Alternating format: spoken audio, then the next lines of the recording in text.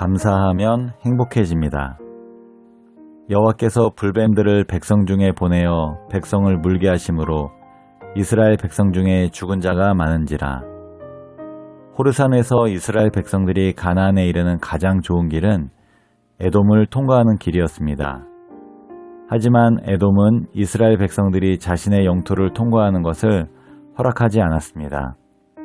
어쩔 수 없이 에돔 땅을 우회하였는데 그 길은 다시 광야를 통과하는 길밖에 없었습니다.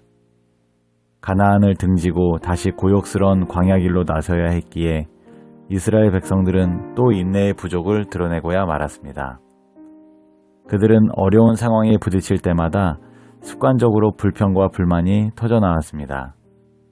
그들은 하나님께서 제공해 주신 하늘의 음식인 만나를 하찮다고 표현했으며 굉장히 싫어했습니다. 감사하는 마음을 갖기는커녕 자신들을 이러한 처지에 내몰리도록 한 원인과 책임이 모두 하나님께 있다고 원망했습니다. 이때 불뱀이 등장하여 이스라엘 백성 중에 많은 사망자가 발생하게 됩니다. 하나님께서는 감사를 잃어버리고 불평과 불만이 가득한 이스라엘 백성들을 바로잡기를 원하셨습니다.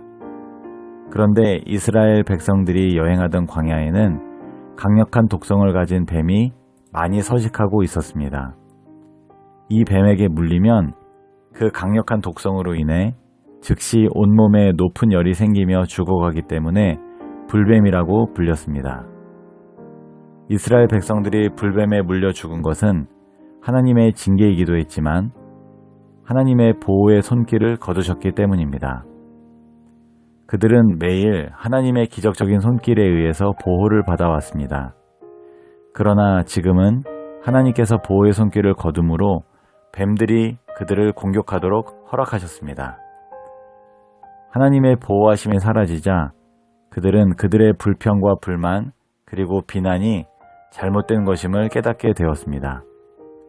이스라엘 백성들이 잘못을 뉘우치자 불뱀의 치명적인 독성을 제거하는 유일한 치료법이 주어졌습니다.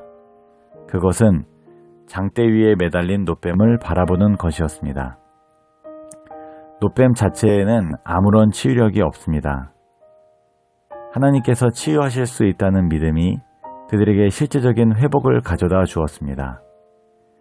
믿음이 없는 형식적인 신앙은 아무런 효력이 없을 수 있습니다. 저와 여러분은 지금 어떤 상황을 겪고 있나요?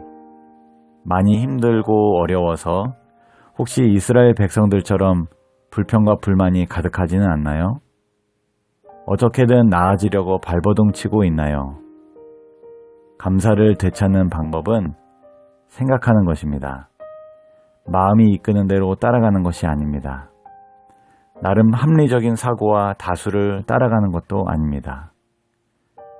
나를 과거를 인도하신, 현재도 역사하시는, 미래도 책임지실 하나님의 도우심을 생각해 보면 어떨까요?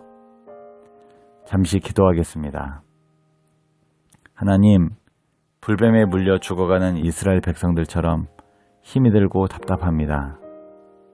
제 마음에 감사와 자족함을 회복시켜 주옵소서. 나를 대신하여 십자가에 달려 돌아가신 예수 그리스도의 희생을 생각하겠습니다. 예수님의 이름으로 기도합니다. 아멘.